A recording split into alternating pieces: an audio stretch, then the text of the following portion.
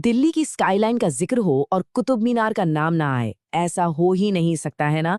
लेकिन ये सिर्फ एक ऊंचा टावर नहीं है, ये तो एक पहेली है। एक ऐसी पहेली जिसमें जीत, आस्था और विज्ञान की सदियों पुरानी कहानियां छिपी हुई हैं। इसकी ऊंचाई है 73 मीटर। जरा सोचिए, ये लगभग 24 मंजिला बिल्डिंग जितना ऊंचा है।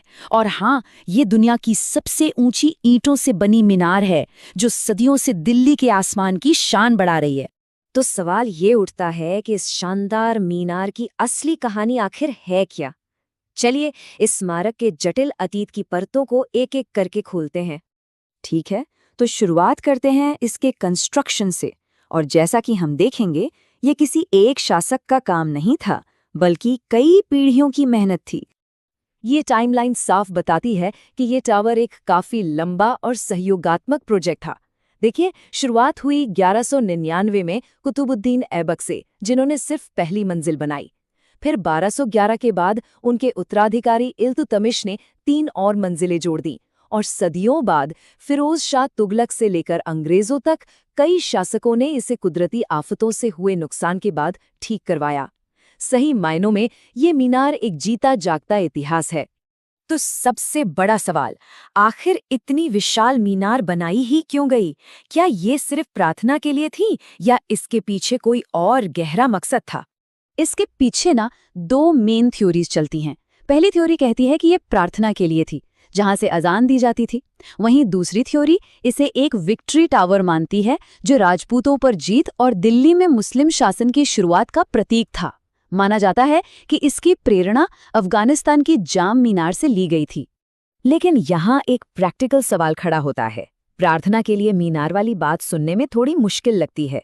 जरा सोचिए, 73 मीटर की ऊंचाई से दी गई अजान की आवाज नीचे जमीन तक आती भी होगी क्या? और 379 सीढ़ियां, दिन में 5 बार, ये तो बहुत बड़ी फिजिकल चैलेंज की बात है। ये सारी बातें इस प्रार्थना वाली थ्योरी पर एक बड़ा सवाल खड़ा करती हैं। चलिए, अब इस स्मारक के कंस्ट्रक्शन से थोड़ा आगे बढ़ते हैं और बात करते हैं उन पत्थरों की जिनसे ये बना है, क्योंकि इन पत्थरों में एक हैरान कर देने वाली कहानी छिपी है।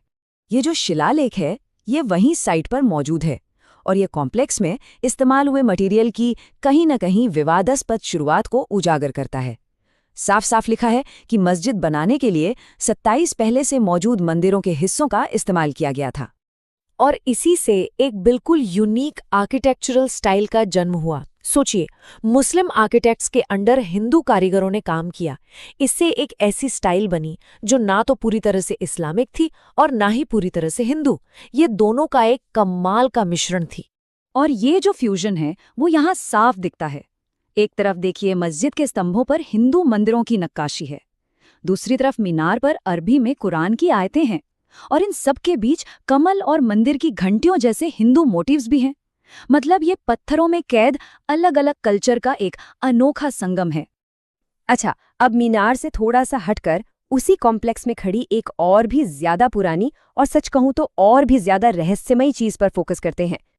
ये है दिल्ली का मशहूर लौह स्तंभ, यानी आयरन पिलर। और ये मीनार से सदियों पुराना है। इसका निर्माण सोचिए 4वीं शताब्दी ईस्वी के आसपास हुआ था, यानी लगभग 1600 साल पुराना। और इस स्तंभ की सबसे बड़ी पहेली यही है, ये 98% लोहे से बना है। दिल्ली की गर्मी, बारिश, प्रदूषण सब कुछ झेल रहा है सदियों से, लेकिन इसमें आज तक जंग नहीं लगा है। ये एक ऐसा कारनामा है जो उस वक्त के भारतीय लोहारों के अविश्वसनीय ज्ञान और स्किल को दिखाता है। तो सवाल है, ये बना कैसे? इसे फॉर्ज वेल्डिंग नाम की एक टेक्निक से बनाया गया था। मतलब लोहे के गर्म टुकड़ों को हथौड़े से पीट कर एक साथ जोड़ा गया, जब तक ये इतनी बड़ी विशाल संरचना न बन गई। तो इसके पीछे का साइंस क्या है? इसका राज क्या है?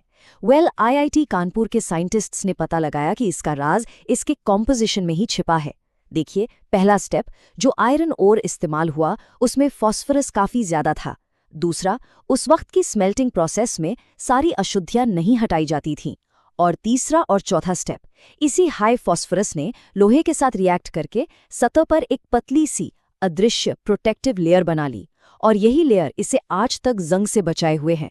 वाकई प्राचीन इंजीनियरिंग का एक बेहतरीन नमूना। तो जैसा कि अब तक साफ हो गया होगा, इस जगह की कोई एक सिंपल सीधी सादी कहानी नहीं है। ये एक कॉम्प्लेक्स पहेली की तरह है जिसकी कई सारी परतें हैं। एक तरफ ये जीत और एक नई पॉलिटिकल पावर का सिंबल है, तो दूसरी तरफ आस्था और भक्ति का भी एक अनोखा स्मारक है। ये अलग अलग कल्चर और आर्टिस्टिक ट्रेडिशंस के सहयोग की कहानी सुनाता है। और हाँ, प्राचीन साइंटिफिक कमाल का एक जीता जागता सबूत भी है। इसकी हर परत एक नई कहानी सुनाती है। और शायद आखिर में यही सबसे जरूरी बात है।